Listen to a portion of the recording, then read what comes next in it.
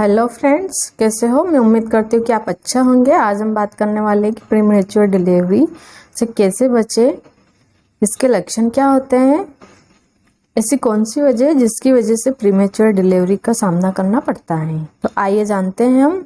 देखिए, सबसे पहले तो प्रीमेच्योर डिलीवरी किसको कहते हैं इसके बारे में जानते हैं कि जो भी समय से पहले डिलीवरी हो जाती है, बच्चा हो जाता है, उसे हम प्रीमेच्योर डिलीवरी कहते हैं। जैसे कि जो कंप्लीट बेबी होता है वो पूरे 9 महीने में होता है, लेकिन जब प्रीमेच्योर डिलीवरी होती है तो वो किसी की 7 महीने में हो जाती है, किसी की 8 महीने में हो जाती है, तो उसको हम प्रीमेच्योर डिलीवरी। कभी कभी जल्दी डिलीवरी हो जाती है तो जिसमें बच्चे को बचने का चांस बहुत कम रहता है। देखिए, अगर आपकी डिलीवरी 35 वीक के बाद होगी तो भी चल जाएगा, बच्चा जीवित रह जाएगा। 35 से 36-37 वीक में भी अगर आपकी डिलीवरी हो गई तो चलेगा, लेकिन आपकी 28 वीक में हो गई या 30 वीक में हो गई तो फिर इसको हम प्रीमेच्योर डिलीवरी बोलते हैं। तो आइए जानते हैं कि किन किन कारणों की वजह से प्रीमेच्योर डिलीवरी का सामना करना पड़ता है। देखिए, सबसे फर्स्ट तो क्या है कि अगर माँ की उम्र है वो 18 साल से कम है या फिर 35 साल से ज़्यादा है। अगर बहुत सारी लेडीज़ों में क्या होता है कि बहुत जल्दी प्रेगनेंसी नहीं होती है और बहुत लेट होती है, तो अगर उनकी एज 35 साल से ज़्यादा हो गई तो उनको भी प्रीमेच्योर डिलीवरी का सामना करना पड़ सकता है। या गांव में किसी की शादी जल्दी हो जाती है, अगर वो 18 साल की नहीं हुई है और प्रेगनेंसी कंसीव कर ली है तो उसमें भी प्रीमेच्योर डिलीवरी होने का चांस ज़्यादा रहता है। अगर किसी में ट्विन्स बेबी है, 2 बेबी है, तो उसमें जो बच्चेदानी का साइज है वो काफ़ी बड़ा हो जाएगा। ट्विन्स बेबी में आपको बहुत ज़्यादा ध्यान रखने की ज़रूरत रहती है पूरे 9 ही महीने, जब जाके आपकी जो डिलीवरी होती है वो अच्छी तरह से सक्सेसफुल हो पाती है, नहीं तो प्रीमेच्योर डिलीवरी होने का खतरा ज़्यादा रहता है। आपको जब भी आप प्रेग्नेंट होते हो तो आपको अगर बीपी की प्रॉब्लम है, आपका बीपी हाई हो रहा है या बीपी लो हो रहा है या फिर आपको शुगर है, तो इन बीमारियों में भी आपको डिलीवरी जल्दी होने के चांसेस रहते हैं। अगर आपको यूरिनरी ट्रैक्ट इन्फेक्शन है, आपके पेशाब में जलन है, खुजली है, या पेशाब में कोई इन्फेक्शन है, वेजाइनल इन्फेक्शन, जिसकी वजह से भी प्रीमेच्योर डिलीवरी होने का खतरा रहता है।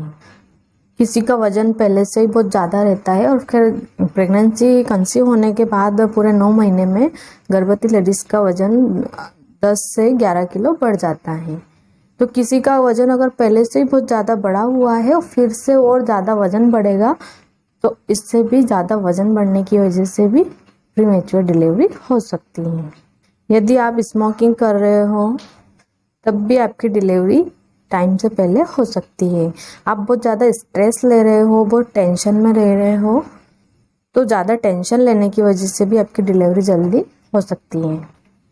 इसीलिए कहते हैं कि प्रेगनेंसी में बहुत ज़्यादा स्ट्रेस ना ले, टेंशन ना ले, थोड़ा सा मूड फ्रेश रखे, एंजॉय करे, जिससे कि आपका बेबी भी खुश होगा और आपको भी ज़्यादा प्रॉब्लम नहीं आएगी।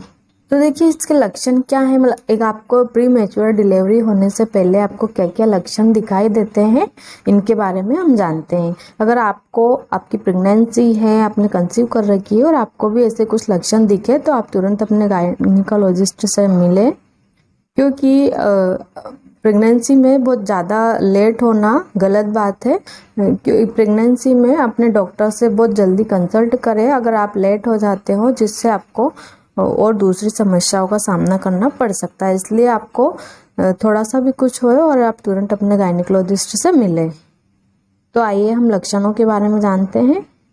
देखिए, कभी कभी क्या वेजाइनल जो सिक्रेशन आता है आपको, कभी कभी क्या होता है कि जैसे वाइट डिस्चार्ज तो प्रेगनेंसी में होता ही है, बट लेकिन वाइट डिस्चार्ज से ज़्यादा आपका पीरियड जैसा आ रहा, पानी आ रहा बार बार, या फिर आपको ब्लीडिंग आ रही हल्की फुल्की, तो आप तुरंत अपने डॉक्टर से मिलिएगा। आपको अचानक से खड़े होने पर या बैठने पर ऐसा लगे कि हमारे पेट के निचले हिस्से में काफ़ी दर्द हो रहा, तब भी आप अपने डॉक्टर से मिले, क्योंकि ये लक्षण भी आपको प्रीमेच्योर डिलीवरी होने के हैं। पेट दर्द के साथ आपको अगर दस्त लग रहे, बार बार मरोड़ आ रही है पेट में, तो भी आप अपने डॉक्टर से मिलिएगा। तो देखिए, आपको क्या क्या सावधानियां रखनी है जब भी आपकी प्रेगनेंसी रहे। आपको प्रीमेच्योर डिलीवरी से अगर बचना है तो आपको कौन कौन सी बातों का ध्यान रखना है, आइए हम जानते हैं। देखिए, सबसे फर्स्ट बात तो है कि आपकी एज कम नहीं होना चाहिए और आपकी एज बहुत ज़्यादा भी नहीं होना चाहिए। 18 साल से कम नहीं होना चाहिए और 35 साल से ऊपर, यानी कि आपके 30 या 32 साल से ऊपर ज़्यादा नहीं होनी चाहिए। 35 साल से ज़्यादा नहीं होनी चाहिए। जब भी आपकी प्रेगनेंसी कंसीव हो जाती है तो आपको पूरा पोषण आहार लेना चाहिए और जैसे ही आपकी प्रेगनेंसी कंसीव हुई आपको तुरंत अपने गायनिकोलॉजिस्ट से मिलना चाहिए, जिससे कि आपको वो ट्रीटमेंट दे दे, क्योंकि आजकल हर किसी की प्रेगनेंसी बहुत डिफ़िकल्टी हो गई है। इसलिए हर किसी की बच्चेदानी कमज़ोर रहती है, हर किसी को इंजेक्शन लगते हैं, डॉक्टर इंजेक्शन देते हैं। इसलिए जैसे ही आपको प्रेगनेंसी कंसीव होने का पता चले और आप तुरंत अपने डॉक्टर से मिलिएगा। आपको खाने में पूरा पोषण आहार खाना है। ऐसा नहीं कि आपको अगर एक चीज़ अच्छी लग रही तो वो एक ही एक खाए, आपको जिससे आप पेट भर जाए। उसको पूरा पौष्टिक आहार लेना है, जिससे कि बच्चे की ग्रोथ अच्छी रहे और आप भी स्वस्थ रहें।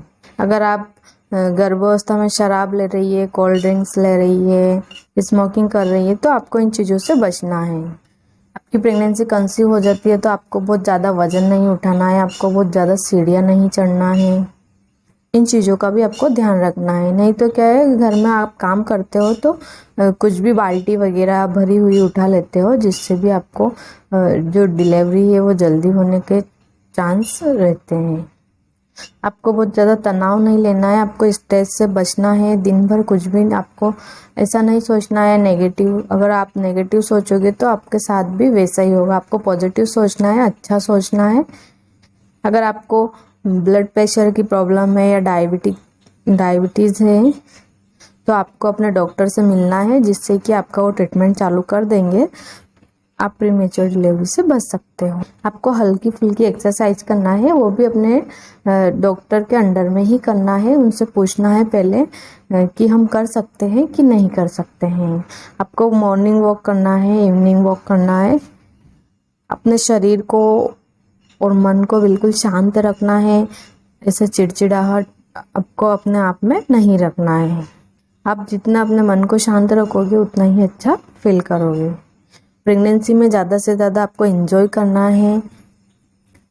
ऐसा नहीं कि आप बार बार चिड़चिड़ करते रहे, थोड़ी थोड़ी बात में गुस्सा हो जाए, रो दे, तो आपको ऐसा बिल्कुल नहीं करना है। आपको खुश रहना है, अच्छी अच्छी मूवीज़ देखना है, अच्छे सॉन्ग सुनना है आपको, जिससे कि आपके बेबी के ऊपर भी इफ़ेक्ट पड़ेगा।